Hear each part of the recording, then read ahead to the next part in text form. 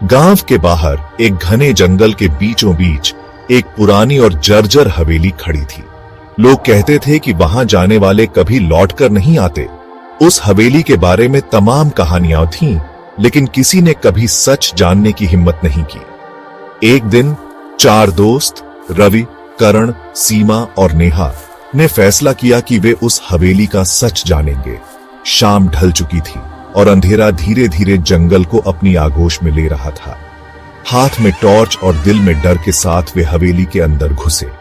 जैसे ही उन्होंने दरवाजा खोला, एक ठंडी हवा का झोंका आया। अंदर का माहौल अजीब और सिहरन भरा था। दीवारों पर अजीब सी आकृतियां बनी थीं और हर कोने में मकड़ी के जाले लटक रहे थे। अचानक उन्हें एक धीमी हंसी सुनाई दी। हंसी इतनी डरावनी थी कि उनके रोंगटे खड़े हो गए। यह हवा का असर होगा, करण ने कहा, लेकिन उसकी आवाज कांप रही थी। उन्होंने तहखाने की ओर जाने वाले सीढ़ियों को देखा और नीचे उतरने का फैसला किया। जैसे ही वे तहखाने में पहुंचे, वहां एक पुराना बक्सा रखा था।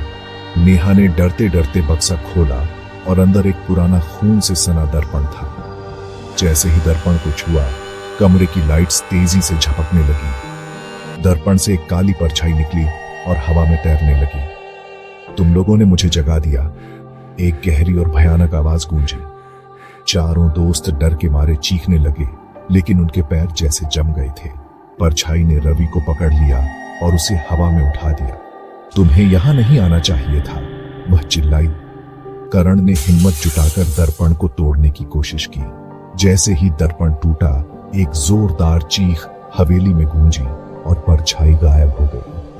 लेकिन कहानी यहीं खत्म नहीं हुई। जब वे भागकर गांव पहुंचे तो पाया कि गांव के सभी लोग उन्हें घूर रहे थे। तुम लोग बचकर कैसे आ गए?